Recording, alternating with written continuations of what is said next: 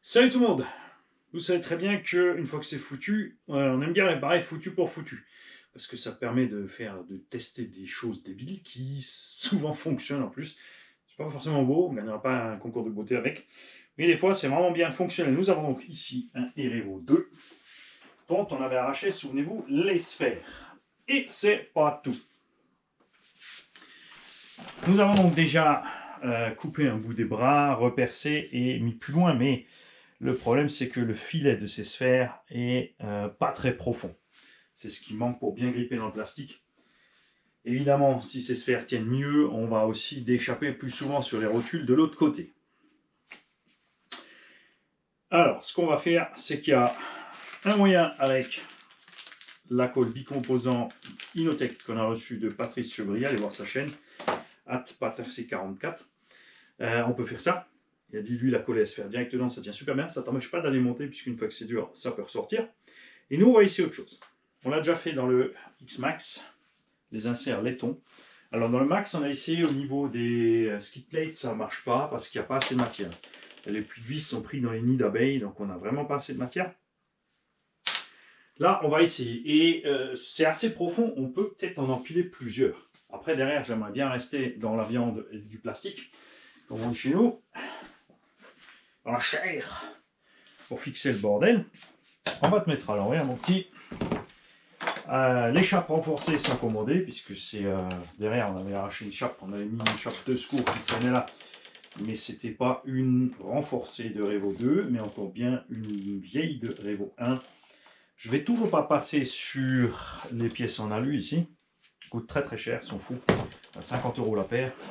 Ça fait un upgrade un peu délirant de mettre 200 balles juste en alu là-dessus.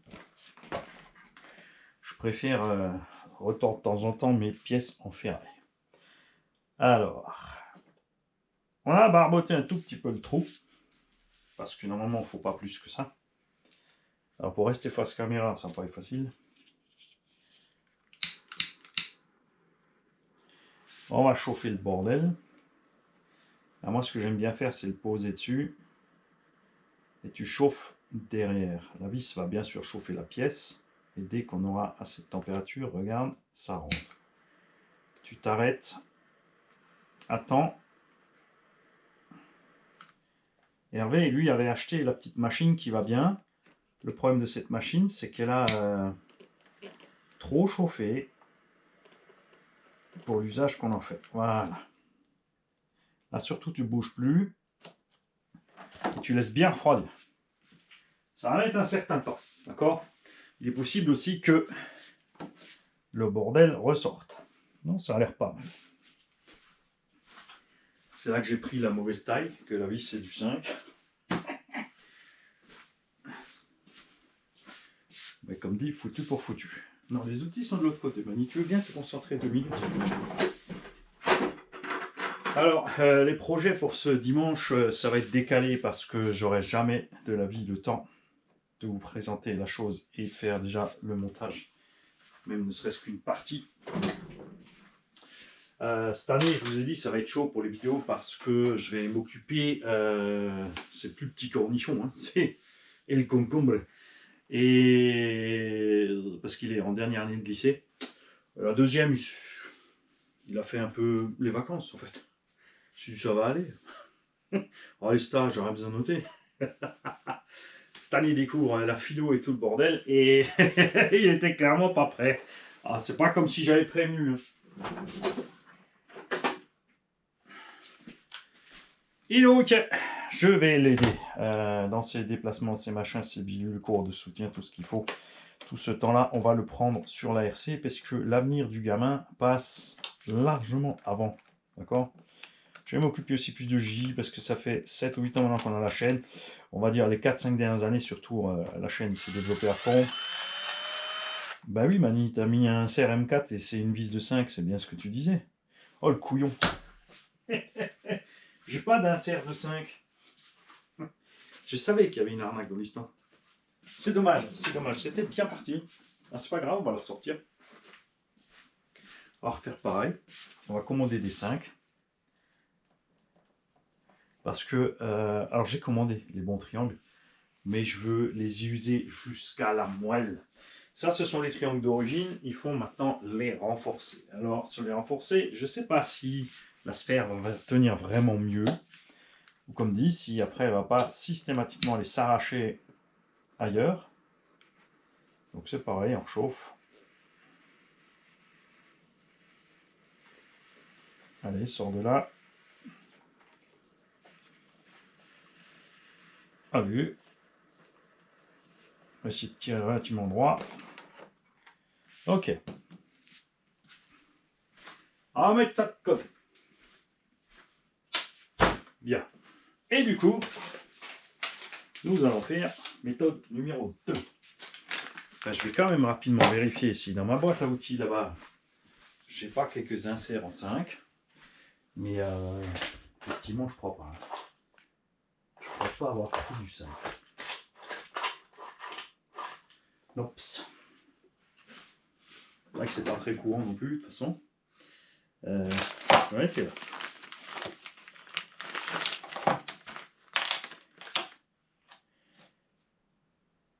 Bien, bien, bien. On va se prendre le temps de bien lire la notice. On va le faire ensemble, comme ça, on aura tout. Il n'y a pas de dessin, on aime bien les dessins, nous. Topfix est un produit à 2 composants qui était spécialement conçu pour le collage rapide et beaucoup de matériaux différents. Topfix offre une excellente adhérence de différentes surfaces. Mode d'emploi, température d'application de 5 à 35 degrés. Est-ce que dans une placez l'embout mélangeur sur la cartouche double. Alors, on va déjà te virer toi. Tout rotation, tout tourne. Tout mode dessus, tout tourne. Ok. Et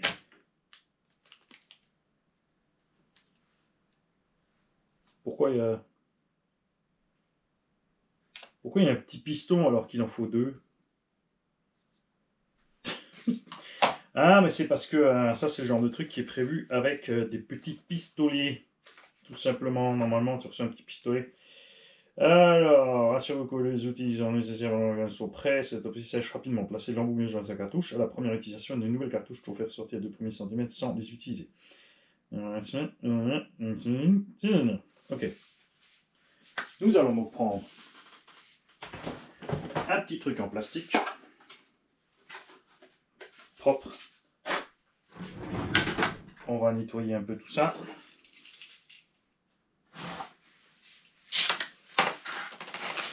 Ok. Toujours bien nettoyer le trou. Tout que y aller profond. Toi avec excité. Alors, presse là. Ok. Ah, ça va facile. Donc, on va sortir, comme ils ont dit, le premier. Et on va préparer donc le deuxième jet. Maintenant, nous, si on mélange ici, après, pour aller intégrer là-dedans, ça va être un peu le bordel. On aurait pu prendre une deuxième seringue, mais elles sont toutes déjà pleines d'huile. Ce que je vais faire, je vais donc fouer cette histoire là-dedans. Allons-y gaiement et on va attendre que ça sorte de l'autre côté carrément, puisque mon trou il débouche. Voilà. On va mettre l'excédent là, ça va partir en couille cette affaire. Est-ce que tu as préparé ton outil, Mani? Oui. Et bouge pas. Mais t'as pas fait de quoi mélanger, mais enfin, espèce de...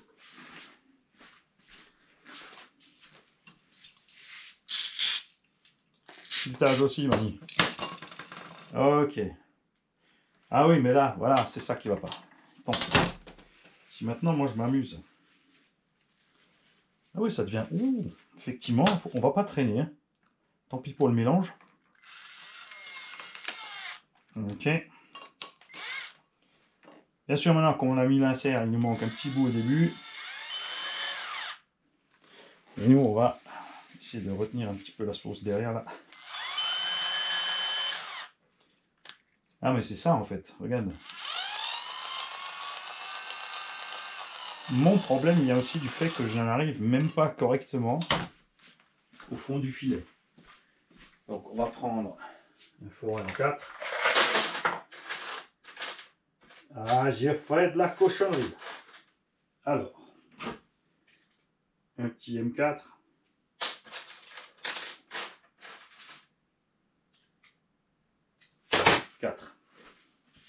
Perceuse.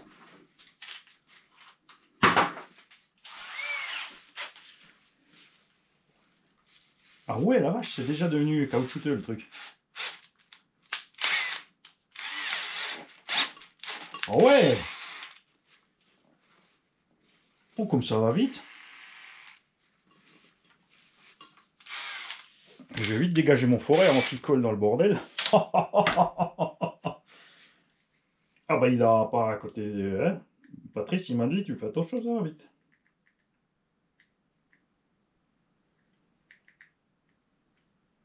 Donc on va en fourrer, tiens. Une bonne dose.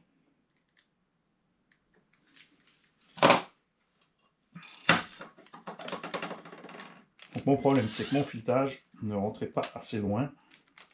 Surtout maintenant qu'il est défoncé devant. C'est pas grave, hein, parce que quand on fera sur le même bras, si besoin est, l'opération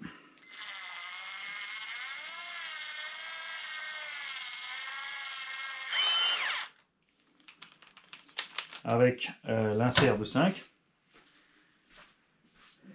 ça ne dérangera pas, puisqu'en chauffant, forcément, ça va avoir le même souci. Ça chauffe dans le bordel. Donc ils ont fait ça,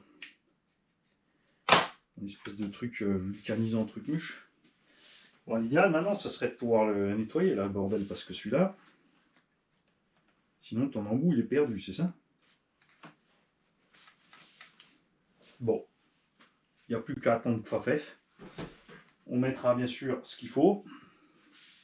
On va laisser ici, pas ça, parce que ça va être dégueu si ça reste collé dessus.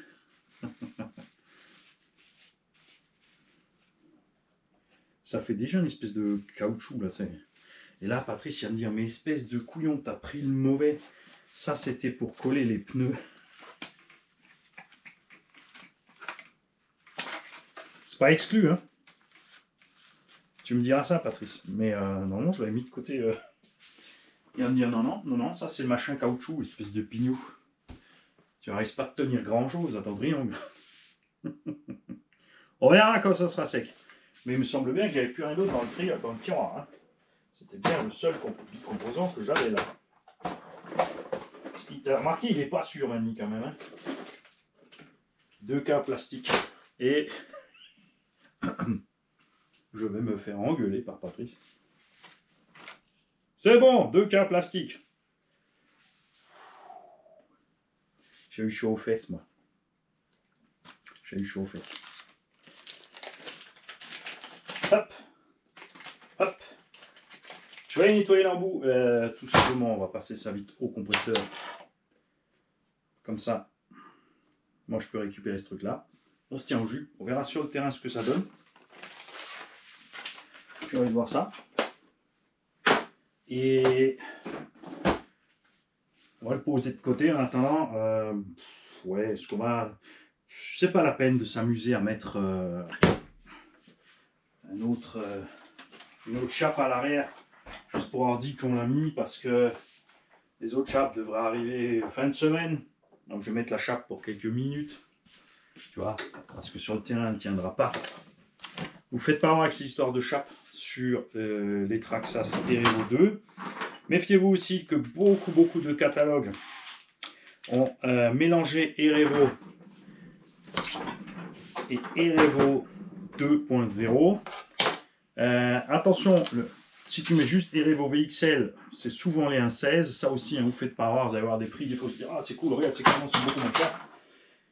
Et bim, tu vas tomber sur les Erevo 1.16. Moi, il y a encore un truc que j'aimerais faire à Cactus RC, ce sont les axes des cantilevers. Ce sont en bas des filetages de 6, bien épais. Ensuite, il y a une collerette et après une partie lisse Et cette pièce est creuse avec un filetage à l'intérieur. Et c'est parce qu'elle est creuse qu'elle plie.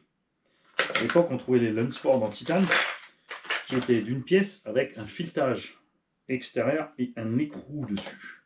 Donc ce que j'aimerais faire à Mika, c'est exactement cette pièce. Donc il faudra la tourner, faire un filet d'un côté, la petite collerette, laisser lisse et au bout un filetage tout simplement, puisque le tube est en 4 et au bout donc un filetage M4.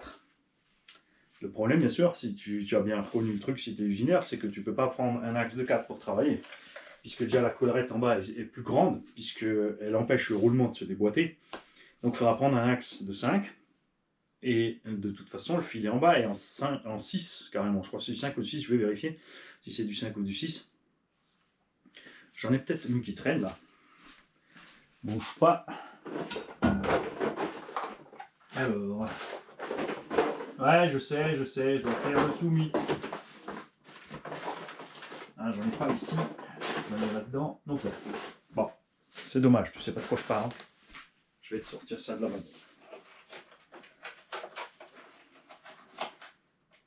Parce que c'est Revo, on en trouve encore, 2-3 boutiques ont encore des neufs.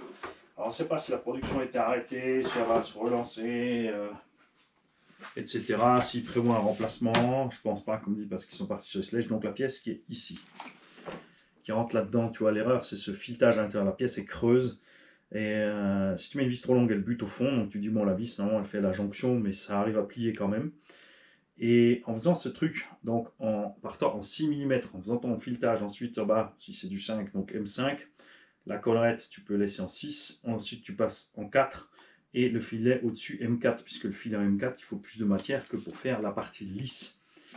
Et là, Mani, tu dis une connerie, puisque le problème, ça sera que le roulement ne passera jamais dessus, donc c'est du 5. Le tube est en 5, de toute façon il y a une M4 à l'intérieur. J'ai dit une bêtise, tu m'écoutes pas, Cactus. Donc c'est du 6 ou du 7 qu'il faudra usiner, donc des petits axes. Filetage en bas, collerette, partie lisse en 4, filetage M4. D'accord 5 et ensuite M4, ce qui nous permettra de mettre ici un écrou nil stop au-dessus et d'avoir une pièce complète, beaucoup plus dure. Ce que tu me diras, si tu peux avoir du 10 ou du 12-9, hein, tout simplement. Hein. Je ne sais pas si je vais laisser donc le 2250 kV là-dedans.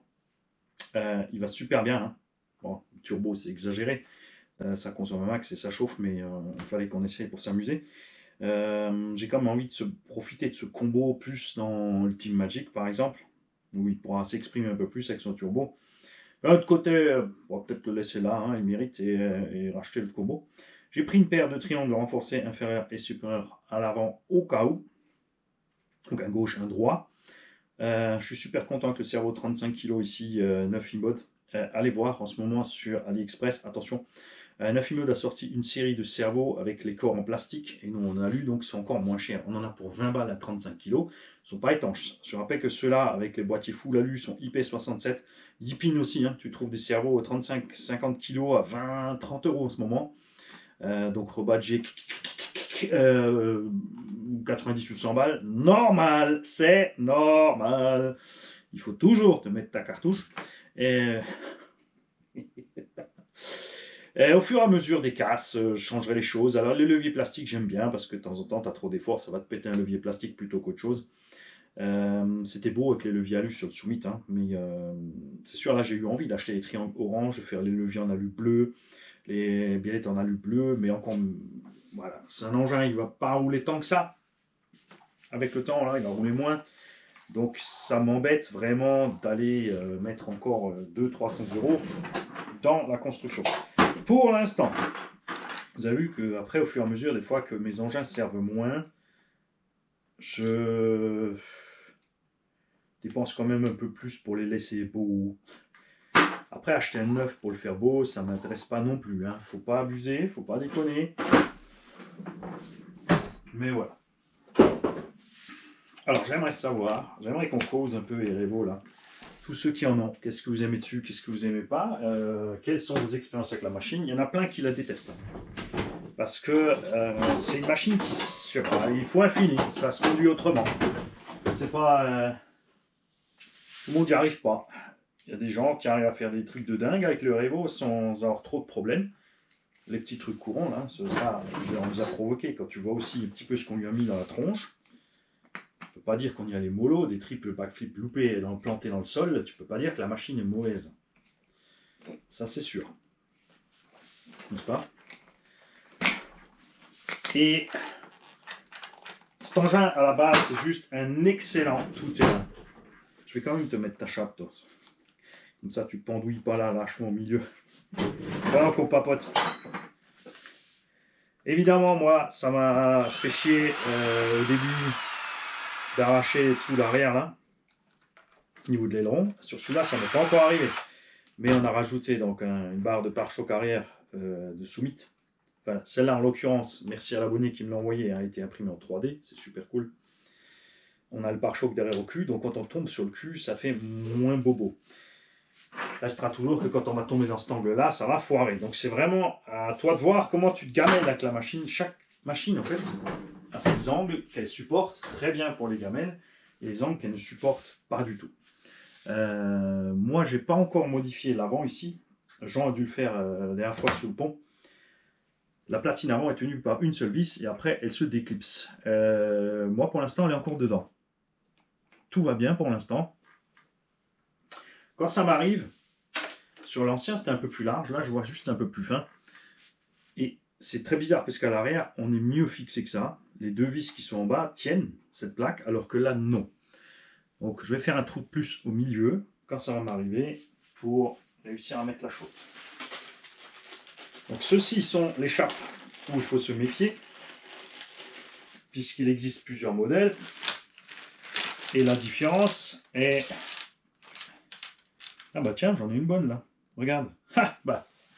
Ça, ce sont celles que tu avais tuées à la base. Et regarde la différence. Ça, c'est une renforcée. J'ai donc des renforcées. Et j'avais pas besoin de les commander. Bon, c'est pas grave. J'ai pris 2 paquets. Comme ça, quoi qu'il arrive, manier tranquille. Et ça, ce sont donc les vieilles. Enfin, les vieilles. Selon l'endroit sur le véhicule, il y a des balaises ou pas. Donc je vais me séparer mes balaises. Tu vois, c'est bien en fait que j'ai fait la vidéo. Quand je vous dis toujours que c'est très important de s'écouter les uns les autres et de s'entraider, là vous venez de m'aider sans le savoir. C'est quand même sympa. Merci les gars. Parce que ça maintenant ça m'arrange. Mais vraiment. Alors c'est bien, ouais, super, ta chape à tenir, mais tu vas perdre ta rotule. C'est probable. C'est probable. Et en plus, j'avais ce sachet sur le terrain et tu vois, j'ai installé une biellette molle alors que j'avais les bonnes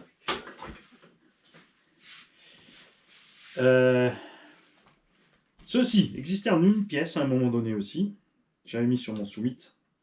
C'était bien. Ça a sauvé pas mal de cases de bulkhead à l'avant sur le Revo 1 et le Summit 1. Sur le 2, ils l'ont jamais fait. Et je dois dire que j'ai jamais eu non plus spécialement de problème avec ça. C'est sûr qu'il n'y a que 2 pauvres vis M3 ici. C'est assez fou.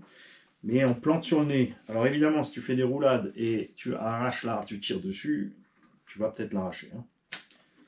Je suis passé sur un seul servot. J'ai toujours la direction plastoc. Je n'ai pas renforcé le sauve-cerveau parce que je fais le couillon avec cette machine. Donc je n'ai pas besoin d'une direction super précise. Mes noix commencent à être un petit peu matées. Mais franchement, ça va.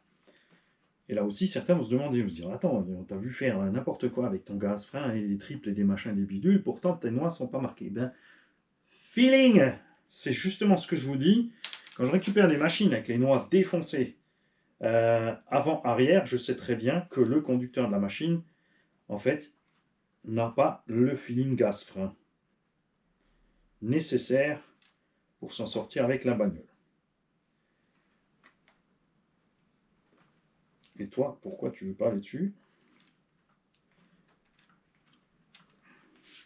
Bouge pas, toi, tu vas voir. Ah mince, ça rentre pas dans celle-là. Ça va pas rentrer dans l'autre non plus, Mani. Ah zut. Attention.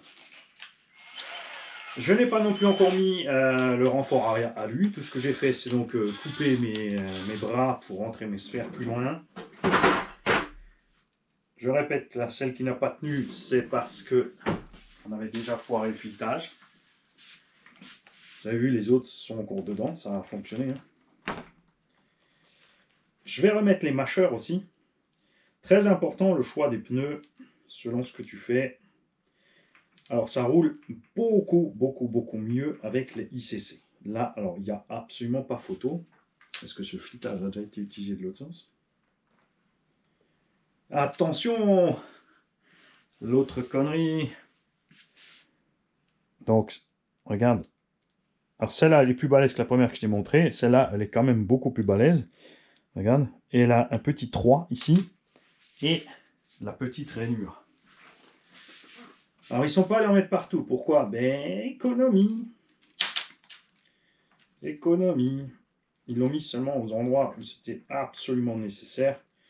Rien ne t'empêche d'en mettre partout. On voit Dieu. Où tu cherches la casse, toi. Mais, il y a encore un truc qu'il faut que tu fasses gaffe, c'est qu'il n'y aura pas forcément la place pour passer le surplus de plastique. Voilà. C'est parti. Les fanats de l'impression 3D pourront fabriquer des petites, comme des noix en fait de cardan, pour mettre dans la visseuse sismique en fait. Hein. Après, je sais pas ce qu'ils ont en taille en fait. Je sais pas ce qu'ils ont tout en taille qui rentre bien dans le bestiau. Enfin, pour les différentes tailles. Hein. Je sais pas s'ils font que pour le 1.10. Après, s'ils font peut-être que pour le 1.8, ce qui est standard. S'ils connaissent Sismic, sont dans le monde de la compétition. Donc, il est pour moi relativement évident qu'ils ne vont pas avoir ce taille de pièces pour des gros bébés pareils. Ce qui m'ennuie un peu, c'est que c'est juste de l'impression 3D. Moi, je pense que ça serait mieux en ferraille. Ça n'a pas besoin d'être en alu. Hein. Bien sûr, on va le faire en alu pour faire beau.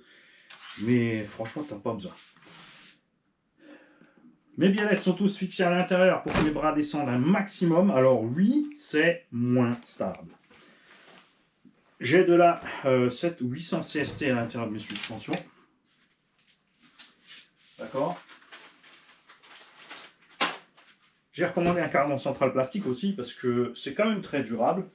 Je crois que c'est la première fois qu'ils m'ont cassé un sur un Revo 2. Depuis qu'ils ont mis le diff central, on n'a plus ce problème que ça. Pour que ma suspension soit comme je veux, je l'ai remplie en pression. Je ne me suis pas mis moite-moite avec la tige, ni vide. Il faut la travailler un petit peu avant d'aller rouler. En fait. Et après, je suis bon. C'est assez raide, mais quand les batteries sont dedans, et vu les envols qu'il prend, il faut ça. J'ai pas mis encore de ressorts spécialement plus durs dessus, ce que j'avais fait sur beaucoup d'autres engins aussi, des ressorts longs notamment, ce que je préfère. Là, je vais en profiter d'ailleurs. J'ai un ventile au 12 volts qui fonctionne ici en 25. On l'a mis directement dessus, ça marche en merveille. Ce que je veux faire, c'est refaire mon cordon Y, on en a parlé l'autre jour dans les vidéos. À force, ça prend des coups, ça bouge. Tu vois, celui-là, il a déjà bien vécu, il est oxydé. Donc celui-là, on va le refaire proprement. Je vais peut-être en profiter pour souder direct du Y sur le Vario. Mais il faut que je me pose encore la question, comme dit, si je ne veux pas utiliser le combo plutôt dans le Team Magic. Je vais voir ça. J'ai très envie que Hobbywing nous fasse ce moteur 78 mm en 1800 au lieu de 2250 pour les engins un peu plus lourds. Et pour ceux qui veulent être un peu moins violents ou qui ont un problème de démultiplication comme Coralie et Arma sur les engins avec les grosses roues. Et j'en étais là. Donc ces roues, ça se passe super bien pour rouler. Il est beaucoup plus stable, beaucoup plus agréable. Mais, donc ça ira très bien au Val d'Argent. Par contre, au Val d'Argent, il faudra très certainement... Tu vois, je vais être un peu trop dur avec la suspette. Ça va mieux. Par contre, vous l'avez vu, sur les gamelles, justement, on stresse plus les sorties. Donc faites gaffe à ça quand vous utilisez des roues taille basse qui ne ballonnent pas, ce genre de choses. Plus vous allez utiliser ce genre de pneus sur des engins comme ça, donc tout ce qui est Monster, plus ils sont stables, mais plus les chocs vont se ramasser sur la fusée, le moyeu, le porte-fusée, les roulements, si c'est des trucs à se faire, ça va en prendre plus dans la gueule aussi, donc faites très attention à ça, d'accord? Prochaine étape, on va monter ces roues peut-être si ça passe sur le sledge, pour tester sur le sledge. J'adore. J'aime bien la dimension, j'adore les jantes. Pour le sledge, on n'aura peut-être pas assez de déport à voir. Hein, mais il faut mettre une fois pour essayer. Vraiment, le R-Evo est tout à fait autre à conduire avec ses roues. Si tu sautes pas, tu seras bien. Si tu sautes, là c'est sûr, tu seras pas bien. D'accord? Je vais pas le nettoyer parce qu'il commence à faire moche dehors et c'est quand il fait moche que j'utilise mes Traxxas. Principalement. On va fixer une énième fois le bouton si vraiment je laisse le combo dedans. Est-ce que je vais l'assouplir un petit peu pour retrouver les sensations plus d'origine? Je sais pas. C'est vrai que c'est raide. Hein. Si on détend un petit peu peut-être.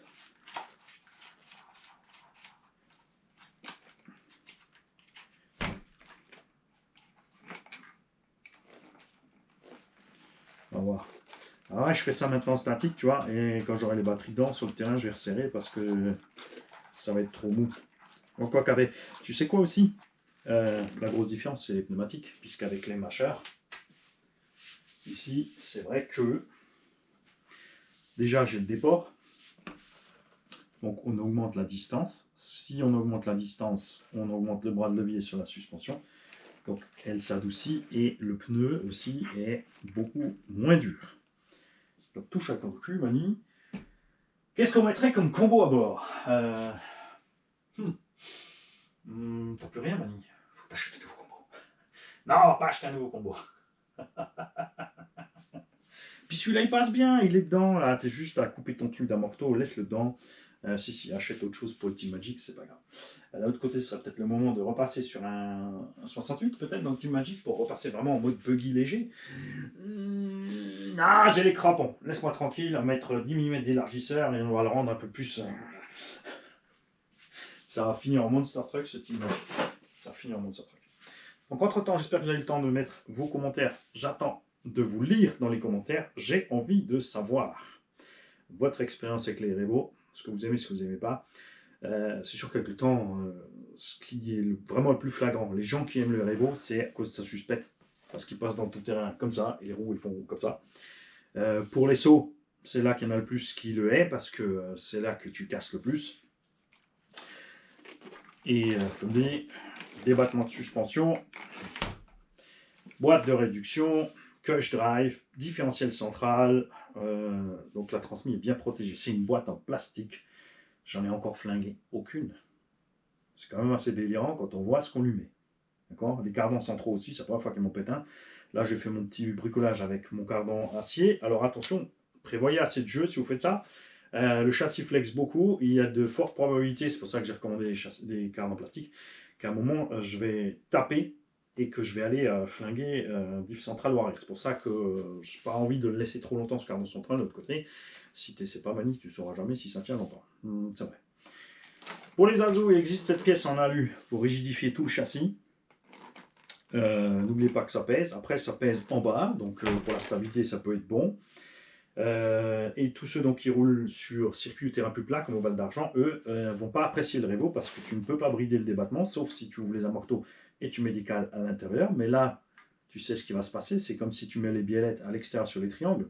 L'engin sera plus bas, il va monter moins, comme ça, il va décrocher moins dans les virages, mais comme tu n'as pas de bride de limitation, tu vas aller arracher tes biellettes, tes échappes, tes machins. Donc là, tu es reparti après avec ton truc pour empêcher les cantilevers de s'écarter pour pas trop tirer dessus, un petit peu à gauche, à droite. Et je pense que c'est vraiment ce qui manque le plus sur le R-Evo.